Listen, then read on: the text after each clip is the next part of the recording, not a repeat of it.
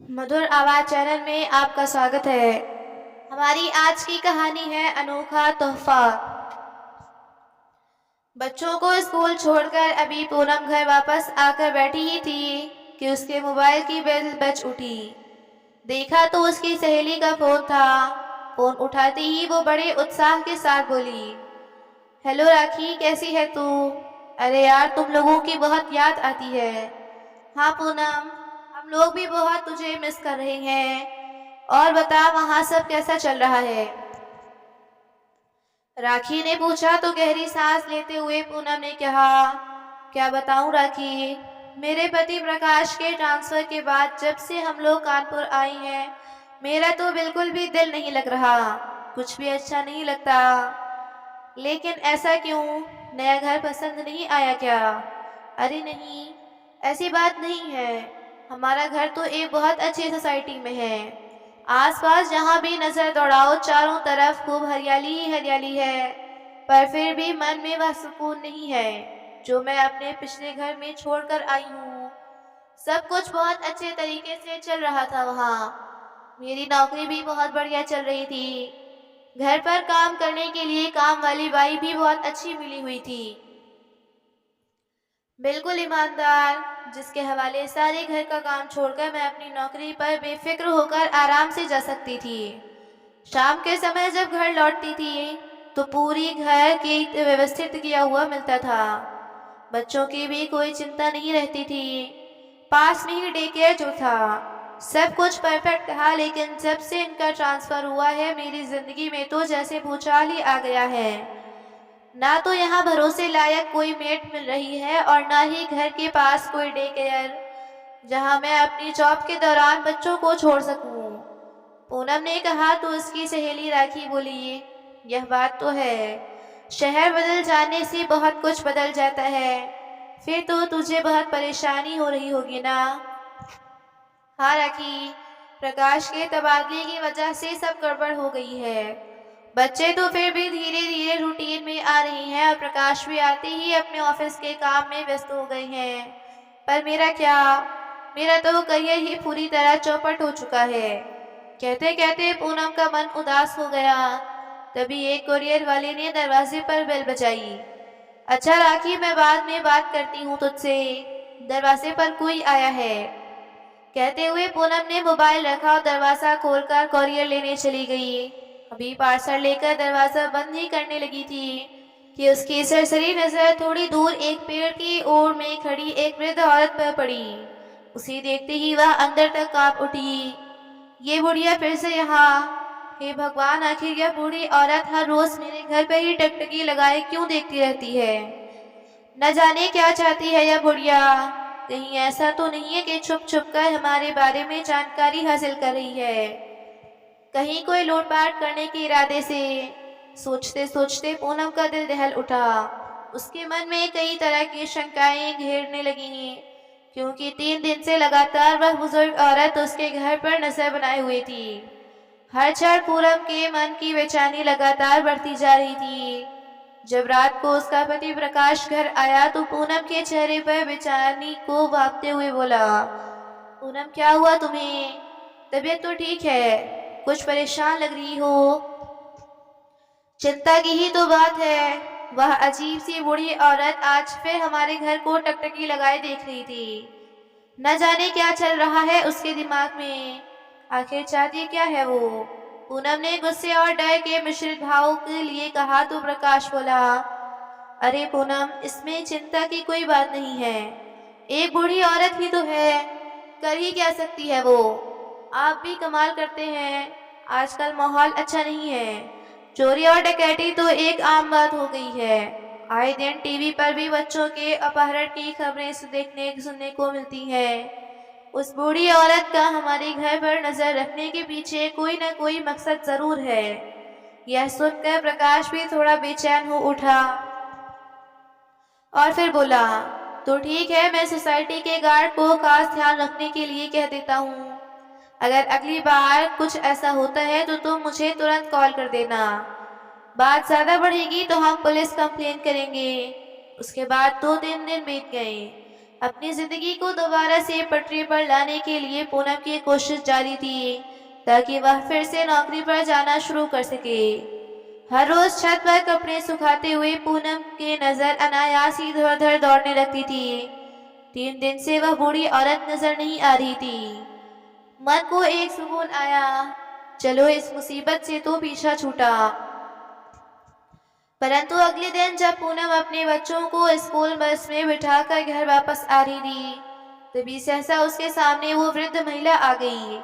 उसे अपने सामने देखते ही पूनम अंदर तक सिहर उठी और बहुत तेज गति से चलने लगी। बेटी, मैं तुमसे कुछ कहना चाहती हूँ, मेरी बात तो सुनो। बेटी, एक बार बात तो सुनो। वह बूढ़ी औरत पीछे से आवाज लगाती रह गई, लेकिन पूनम तेजी से दौड़ती हुई अपने घर चली आई और तुरंत दरवाजा बंद करके अपने पति को फोन लगा दिया। घबराने वाली कोई बात नहीं है पूनम, मैं अभी भी पुलिस को बुलाकर लेकर आ रहा हूँ, तब तक तुम दरवाजा बिल्कुल मत खोलना। फोन करने के करीब 20-25 मिनट के अंदर ही प्रकाश पुलिस को अपने साथ लेकर वहां पहुंच गया। वह वृद्ध औरत वहीं वापस पेड़ के ओर में बैठी थी, जहां बैठकर वह हमेशा उस घर की ओर टकटकी लगाए देखती रहती थी। पुलिस ने सख्ती से उस औरत से पूछताछ की और फिर सोसाइटी के अन्य लोगों से भी कुछ सवाल के पूछे, परंतु सारी पूछताछ के बाद जो कुछ भी सामने निकल कर आया उसे सुनकर प्रकाश के पैरों तले जमीन खिसक गई। थोड़ी देर बाद घर की बेल बजी तो पूनम ने दरवाजा खोला तो देखकर हैरान रह गई, क्योंकि दरवाजे पर प्रकाश उस बूढ़ी औरत के साथ खड़ा था। वह कभी प्रकाश की ओर देखती तो कभी उस बूढ़ी औरत की ओर। इससे पहले कि वह कुछ पूछती, प्रकाश घर के अंदर आया और वृद्ध औरत गेट पर ही खड़ी रही। ये क्या प्रकाश, यह तो वही औरत है ना जिसके बारे में मैंने आपको बताया था, तो फिर आप उसे यहाँ क्यों लेकर आई हैं? गुस्से से पूनम ने पूछा तो प्रकाश बोला, पूनम, मैं तो पुलिस को अपने साथ लेकर आया था, ये जानने के लिए कि यह औरत कौन है और हमारे ही पीछे क्यों पड़ी है। लेकिन पूनम, पूछताछ में जो कुछ भी सामने आया है ना, उसे अगर तुम सुनोगी तो तुम भी हैरान रह जाओगी। लेकिन ऐसा क्या पता चला? बेचैनी भरे स्वर में पूनम ने पूछा।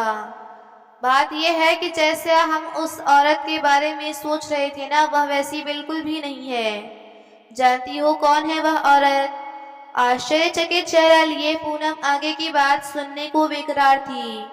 तो प्रकाश ने कहा, उनका नाम लक्ष्मी देवी है और हमसे पहले वह इस घर की मालकिन थी। यह बात सुनकर पूनम को तो जैसे काटो तो खून नहीं।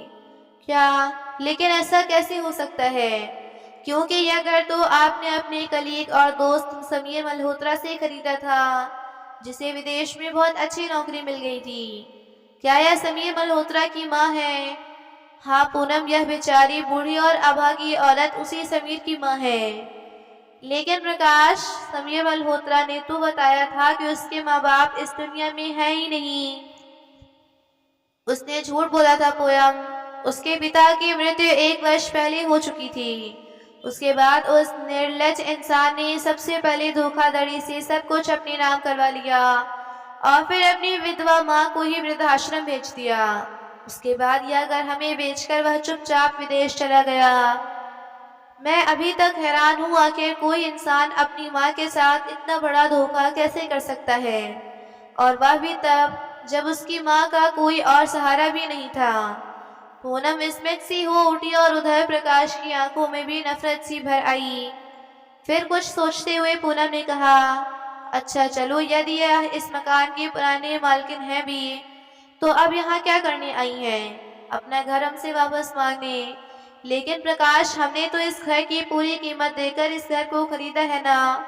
पूनम चिंता भरे स्वर में बोली तो प्रकाश ने कहा, अरे नहीं पूनम, वह बात नहीं है। दरअसल आज उनके पति की मृत्यु को पूरा 1 साल हो चुका है। उनकी पहली बरसी है, इसलिए वह उस कमरे में उनकी आत्मा की शांति के लिए दिया जलाकर प्रार्थना करना चाहती हैं, जहां वह उनके पति रहा करते थे, जहां उन्होंने अंतिम सांस ली थी। लो, यह भी कोई बात हुई भला? यह घर अब उनका थोड़ी न है और ना ही उस कमरे से अब उनका देना लेना दे रहा है। तो यहाँ प्रार्थना करने से क्या ही फर्क पड़ने वाला है? मुझे तो इन बातों में बिल्कुल विश्वास नहीं। अरे पूनम, वह तुम्हारी सोच है, तुम्हारी आस्था नहीं तो ना सही, उनकी तो है। और यदि हमारी एक हाथ से किसी को थोड़ी सी खुशी मिल जाती है तो हमारा क्या ही चला जाएगा। करने देते हैं उन्हें प्रार्थना, थोड़ी देर की ही तो बात है। हाँ, बात तो ठीक है आपकी, आप उन्हें अंदर बुला लीजिए। अनमने ढंग से पूनम ने कहा तो प्रकाश जाकर लक्ष्मी जी को अंदर लेकर आ गया। बिल्कुल दुबली पतली सी काया, बूढ़े शरीर पर पुरानी सी सफेद सूती साड़ी। जहाँ एक ओर शरीर से हड्डियां बाहर निकलने को आतुर तो वहीं दूसरी ओर अंदर धस चुकी उनकी आंखों से भीगी आंखें। लक्ष्मी देवी को गौर से देखते हुए पूनम का कलेजा मुंह को आ रहा था। अंदर आकर लक्ष्मी देवी ने पूनम और प्रकाश के सर पर हाथ रखकर उन्हें खूब आशीर्वाद दिए और फिर एक नजर उठाकर उस घर की ओर देखने लगी जो कभी उनका अपना हुआ करता था। न जाने कितने सुख और कितने दुख भरे पल एक साथ उनकी आंखों में तैरने लगे। यह कमरा हुआ करता था मेरा और समीर के पिताजी का। कोने वाले कमरे की ओर इशारा करते हुए लक्ष्मी देवी रूंधे स्वर में बोली तो प्रकाश ने जाकर उस कमरे का दरवाजा खोल दिया। हाथ जोड़कर प्रकाश और पूनम का आभार प्रकट करते हुए वो कमरे के भीतर चली गईं। कमरे को नजर भर कर देखते हुए उनकी आंखों से आंसू बह निकले और फिर अपनी साड़ी के पल्लू से आंसुओं को पोंछते हुए वह एक कोने में जा बैठी और दिया जलाकर प्रार्थना करने लगी। प्रार्थना करते हुए भी उनकी बंद आंखों से लगातार आंसू बहते जा रहे थे।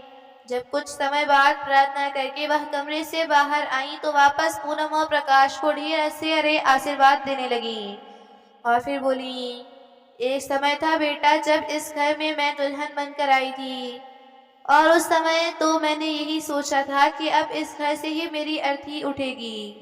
परंतु कहते कहते लक्ष्मी देवी का स्वर रुआसा हो गया। फिर कुछ पलों के अंतरकाल के बाद घर को निहारते हुए बोली, अपने परिवार के साथ मैंने यहाँ जिंदगी के कितने ही खूबसूरत और खट्टे मीठे पल बिताए थे, लेकिन समीर के पिताजी के जाने के साथ ही सब कुछ खत्म हो गया। पूनम और प्रकाश लक्ष्मी देवी की सारी बातें चुपचाप सुन रहे थे। लक्ष्मी देवी जाने से पहले घर के हर हिस्से को निहारते हुए मानो वह दृश्य अपनी आंखों में भर लेना चाहती थी। मन तो उस घर को छोड़ने को तैयार नहीं था, परंतु ज्यादा देर वहां रुक भी नहीं सकती थी। इसलिए थोड़ी देर अपने दिल का हाल सुनाकर लक्ष्मी देवी भारी मन से उठी और बोझिल कदमों से बाहर जाने लगी। प्रकाश उनकी हालत को समझ रहा था। वह मन ही मन लक्ष्मी जी के लिए थोड़ा चिंतित हो उठा। अरे माँ जी, आप बैठिए, पूनम आपके लिए चाय बनाकर लाती है, आप चाय पीकर ही जाइएगा। नहीं नहीं बेटा, तुमने मेरी इच्छा का मान रखा, मेरे लिए इतना ही बहुत है। अरे नहीं माँ जी, आप यहाँ बैठिए, मैं बस कुछ ही देर में चाय लेकर आई। कहते हुए पूनम रसोई घर में चली गई। लक्ष्मी देवी वापस सोफे पर आकर बैठ गई। उसी समय प्रकाश रसोई घर में आया और उत्साहित स्वर में बोला, पूनम, एक बहुत अच्छा आइडिया आया है मेरे दिमाग में, जिससे हमारी परेशानी भी दूर हो जाएगी और इन माता जी के मन की मुराद भी पूरी हो जाएगी। अच्छा, मैं भी तो जानूं कि आखिर ऐसा कौन सा आइडिया आया है आपके दिमाग में? पूनम ने हैरानी से पूछा तो प्रकाश ने कहा, क्यों न हम इन्हें अपने घर में ही रख लें। क्या? यह तुम क्या कह रहे हो प्रकाश? तुम्हारा दिमाग तो ठिकाने पर है। यहाँ कोई धर्मशाला खोली है क्या हमने? पूनम झल्लाते हुए बोली तो प्रकाश ने उसे समझाते हुए कहा, पूनम जरा सोचो तो, वैसे भी तो वह अकेली है, कितनी दुखी है बेचारी, और यहाँ इस घर में तो जैसे उनकी जान बसी है। अगर हम उन्हें यहाँ रहने की जगह दे दें तो उन्हें यहाँ घर छोड़कर जाना भी नहीं पड़ेगा, और तो और तुम्हारी भी परेशानी दूर हो जाएगी। वह हमारे घर का ख्याल भी रख देंगी, फिर तो तुम बड़े आराम से अपनी नौकरी पर जा सकती हो।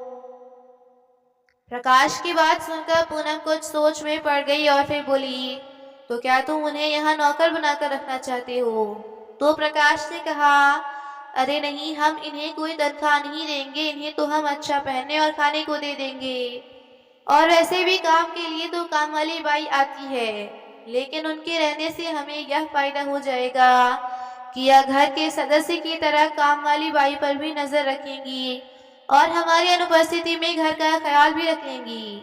फिर तो तुम भी टेंशन फ्री होकर अपनी नौकरी पर जा सकती हो, क्योंकि घर का काम और बच्चों को संभालने के लिए पीछे से माँ जी तो होंगी ही।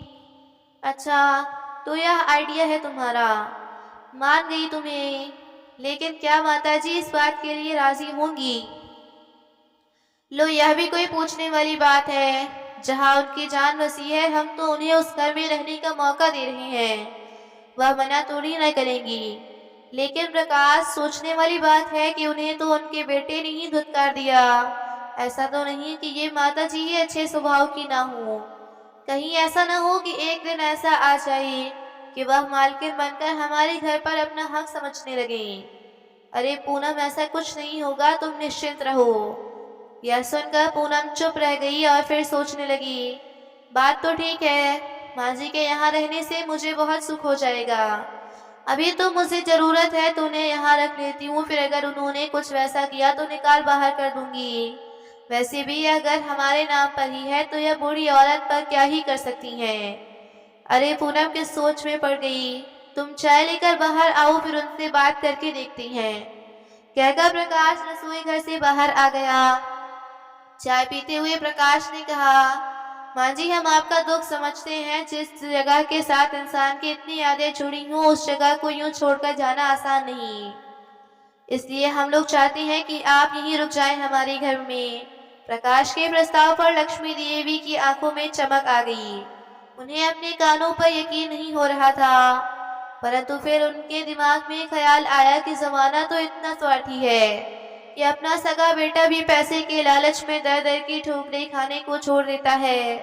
जब अपना बेटा ही अपना न रहा तो फिर पराये लोगों से कैसे उम्मीद लगा लूं? कोई मुझे बिना मतलब के अपने पास क्यों रखेगा? यह सोचकर फीकी सी मुस्कान लिए लक्ष्मी जी बोली, अरे नहीं, मैं वही वृद्धाश्रम ही ठीक हूँ, और वैसे भी मेरे यहाँ रहने से आप लोगों को परेशानी ही होगी। इतना सुनते ही पूनम तपाक से बोली, अरे नहीं, परेशानी क्यों होगी, बल्कि आपके यहाँ रहने से तो हमें आराम हो जाएगा। मेरा मतलब है आप बेझिझक यहाँ रह सकती हैं, हमें कोई परेशानी नहीं। लक्ष्मी जी पूनम की बातों को पीछे छिपी मंशा समझ चुकी थी। जिंदगी के मिले कड़वे अनुभवों ने उन्हें बहुत कुछ सिखा दिया था, लेकिन फिर भी सब कुछ समझते हुए भी वह उस घर में वापस रहने को मोह में लक्ष्मी जी उन्हें मना न कर सकी और उन लोगों के साथ उस घर में रहने आ गईं। लक्ष्मी जी ने आते ही किसी जादूगर की तरह पूरे घर को सुव्यवस्थित कर दिया था और घर की सारी जिम्मेदारियां बखूबी संभाल ली। हालांकि दोनों बच्चों सीमी और बंटी को एक अजनबी औरत के साथ रहना थोड़ा अजीब लग रहा था। लक्ष्मी जी को वहां आए 1 सप्ताह बीत चुका था, परंतु बच्चे उस बूढ़ी औरत को अपना मानने को तैयार नहीं थे। फिर एक दिन दोपहर को बच्चे स्कूल से घर लौटे और बोले, मम्मी, कल हमारे स्कूल में ग्रैंड पेरेंट्स डे है। पता है सब बच्चे अपने दादा दादी को लेकर आने वाले हैं, लेकिन हमारे पास ना तो दादी है और ना ही नाना नानी। इतना सुनते ही प्रकाश लक्ष्मी जी की ओर इशारा करते हुए बोला, अरे है तो तुम्हारे पास तुम्हारी दादी माँ। नहीं, यह हमारी दादी माँ नहीं है। जानते भी हैं मेरे दोस्त सौरभ की दादी कितनी मॉडर्न है। और ये तो, बंटी ने गुस्से से कहा और अपने कमरे में चला गया। यह सुनकर लक्ष्मी जी भी थोड़ी उदास हो गई, परंतु कोई और रास्ता भी नहीं था, इसलिए मुझे मन से दोनों बच्चे लक्ष्मी जी को अपने स्कूल ले जाने के लिए मान गए। एक नई साड़ी पहनकर लक्ष्मी जी बच्चों के स्कूल जाने को तैयार हो गईं। प्रकाश अपनी गाड़ी से उन्हें और बच्चों को स्कूल में छोड़ आया। दोपहर को जब वे घर लौटे तो दोनों दादी की तारीफ करते नहीं थक रहे थे। मम्मी, पता है आपको, स्कूल में सभी इवेंट्स में दादी ने इतना अच्छा परफॉर्म किया कि सब लोग उनकी तारीफ कर रहे थे। उन्होंने तो स्पोर्ट्स इवेंट में भी भाग लिया और सौरभ की दादी को भी हरा दिया। हमारी दादी तो सुपरस्टार है। कहते हुए दोनों बच्चे बहुत उत्साहित थे। लक्ष्मी जी ने अपने सरल और हंसमुख स्वभाव से बच्चों को भी अपना बना लिया। बच्चे उन्हें दादी माँ कहकर बुलाते थे। उनकी निगरानी में घर के सभी काम सुचारू रूप से होने लगे। बच्चे अक्सर दादी माँ के पास सोने की जिद करते, इसलिए पूनम ने उनका बिस्तर भी बच्चों के कमरे में ही लगवा दिया। आज सुबह जब पूनम सोकर उठी तो 7 बज रहे थे। अरे बाप रे, आज तो बहुत देर हो गई, कहीं बच्चों की स्कूल बस ना छूट जाए। सोचते हुए पूनम जल्दी से कमरे से बाहर निकली तो देखा दोनों बच्चे स्कूल यूनिफॉर्म पहनकर तैयार हो चुके थे और लक्ष्मी जी उन्हें नाश्ता खिला रही थी। बच्चों के टिफिन भी तैयार थे। यह देखकर जहां एक ओर पूनम हैरान रह गई तो वहीं दूसरी ओर उसके मन को बहुत सुकून मिला। यही सब तो चाहती थी वो। अब पूनम पर घर की जिम्मेदारियों का ज्यादा भार नहीं था, इसलिए उसे नौकरी के लिए कुछ जगह आवेदन भेजे। कुछ ही दिनों में उसे नौकरी मिल गई। अब वह बेफिक्री से अपनी नौकरी पर जा रही थी। लक्ष्मी जी को खाना पकाने का बहुत शौक था, इसलिए वह खाना पकाने का काम स्वयं करने लगी और घर के बाकी सारे काम बड़ी कुशलता पूर्वक काम वाली बाई से करवा लेती। किचन का तो वो खास ख्याल रखती थी, खासकर बच्चों के खाने के लिए नए नए स्वादिष्ट और पौष्टिक व्यंजन बनाकर दिया करती थी। यहाँ पूनम और प्रकाश यह देखकर हैरान थे कि उनके दोनों बच्चे जो हर रोज कभी चिप्स तो कभी पिज्जा बर्गर की डिमांड किया करते थे, जंक फूड के अतिरिक्त जिन बच्चों को कुछ पसंद ही नहीं आता था, वो बच्चे घर के बने व्यंजन बड़ी खुशी से खा रहे थे। दोनों बच्चे जो देर रात तक टीवी से चिपके रहते थे, अब दादी माँ से इस कदर घुल मिल गए थे कि रात को सोते समय टीवी देखने की जगह दादी माँ से कहानी सुना करते थे। लक्ष्मी जी धार्मिक कहानियां सुनाकर दोनों बच्चों में अच्छे अच्छे संस्कार डाल रही थी। बच्चों में आए इस सुखद परिवर्तन को देखकर पूनम और प्रकाश फूले न समाते थे, क्योंकि उन दोनों ने कभी अपने बच्चों के साथ इस तरह समय नहीं गुजारा था। पहली बार आज उन दोनों ने महसूस किया था कि घर में बड़े बुजुर्गों की उपस्थिति से बच्चों पर कितना अच्छा प्रभाव पड़ता है, क्योंकि प्रकाश के माता पिता तो बहुत पहले ही गुजर चुके थे, इसलिए उनके बच्चे आज तक इस सुख से वंचित रहे थे। आज लक्ष्मी जी ने सिमी और बंटी को सुबह सुबह जगाया तो वे दोनों बोले, नहीं दादी, आज हम स्कूल नहीं जाएंगे। लेकिन बेटा, स्कूल की छुट्टी करना तो अच्छी बात नहीं, लक्ष्मी जी ने कहा तो सिमी बोली, अरे नहीं दादी, आज बहुत स्पेशल दिन है, आज मम्मी और पापा की मैरिज एनिवर्सरी है, इसलिए आज तो घर पर ही पार्टी होगी। अच्छा बच्चों, तो यह बात है, चलो जल्दी से तैयार हो जाओ, आज मिलकर पूरा घर सजा देते हैं, लक्ष्मी जी ने कहा तो दोनों बच्चे बहुत उत्साहित हो गए। कुछ ही देर में उन्होंने पूरा घर खूब अच्छे से सजा दिया था। यह सब देखकर पूनम और प्रकाश को बहुत खुशी हुई, क्योंकि आज से पहले बच्चों ने कभी उनके लिए ऐसा कुछ खास नहीं किया था। मम्मी पापा, आपको हमारा सरप्राइज कैसा लगा?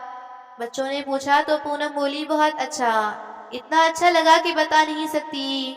कहते हुए पूनम ने बच्चों को बाहों में भर लिया तो बंटी ने कहा, हमें पता था आपको जरूर पसंद आएगा, यह सब दादी का प्लान था। यह सुनकर पूनम मन ही मन लक्ष्मी जी के प्रति कृतज्ञ हो उठी। शाम के समय पहनने के लिए पूनम ने अलमारी से अपने गहने निकाले, लेकिन गलती से गहनों का बक्सा वहीं बेड पर ही छोड़ दिया और फिर बच्चों को दादी के पास छोड़कर प्रकाश के साथ शॉपिंग करने चली गई।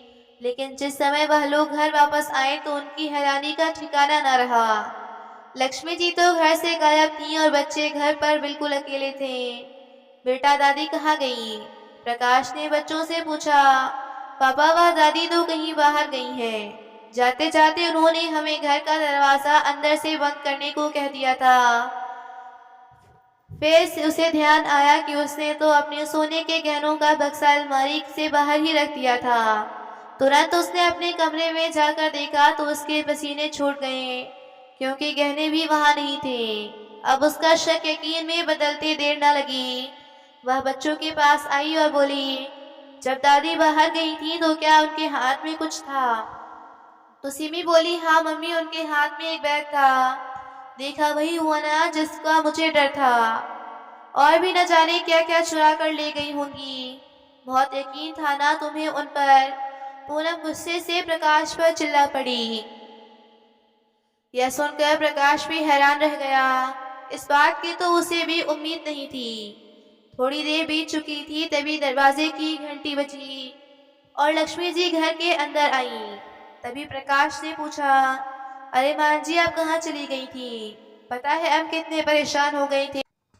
तभी लक्ष्मी जी ने मुस्कुराते हुए एक शॉपिंग बैग प्रकाश की ओर बढ़ाया और एक छोटा सा उपहार पूनम को दिया। यह क्या है माँ जी?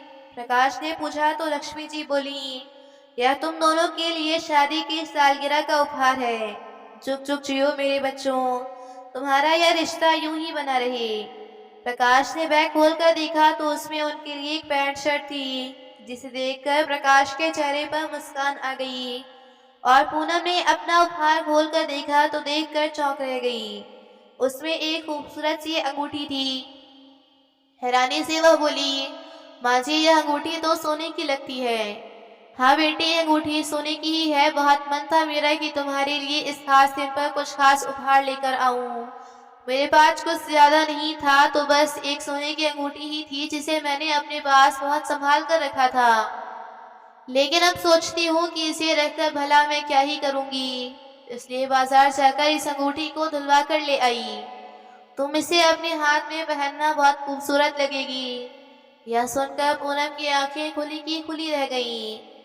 फिर बोली, तो माँ जी, क्या आप इसीलिए गई थी? हाँ बेटी, और तुम्हारे गहने जो तुमने बाहर रख दिए थे, मैंने उन्हें वापस अलमारी में रखकर ताला लगा दिया था। अब तो पूनम की अंतरात्मा उसे कचोटने लगी। वो यह सोच सोच कर मन ही मन शर्मिंदा हो रही थी कि जिसे लाचार समझकर मैंने अपने फायदे के लिए आश्रय दिया था। उस ममताई माँ का दिल इतना बड़ा था कि अपने पास बचे इकलौते गहने को भी मुझे सौंप दिया। जिसने हमें और हमारे बच्चों को अपने बच्चों की तरह प्यार दिया, उसके निस्वार्थ सेवा के बावजूद मैंने उस पर इतना बड़ा आरोप कैसे लगा दिया।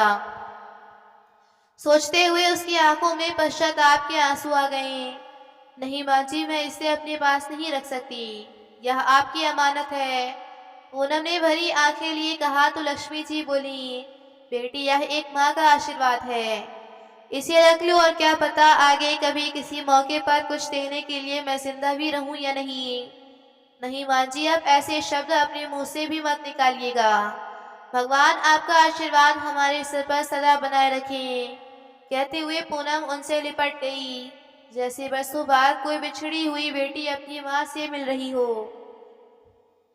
वह दिन पूनम को कभी नहीं भूला, क्योंकि उस दिन उसे भगवान ने एक ऐसा बेशकीमती उपहार दिया था जो अनमोल था, और वह उपहार ना था निस्वार्थ भावनाओं से भरा माँ का प्यार। और वह दिन लक्ष्मी जी के लिए भी यादगार बन गया, क्योंकि उस दिन उस घर में उनकी प्रतिष्ठा हुई, एक आदरणीय माँ के रूप में। अगले ही दिन घर के बाहर लगी नेम प्लेट को भी बदल दिया गया और एक नई नेम प्लेट लगाई गई, जिस पर लिखा था लक्ष्मी निवास। तो दोस्तों, आपको ये कहानी कैसी लगी, लाइक कमेंट करना बिल्कुल ना भूलिएगा।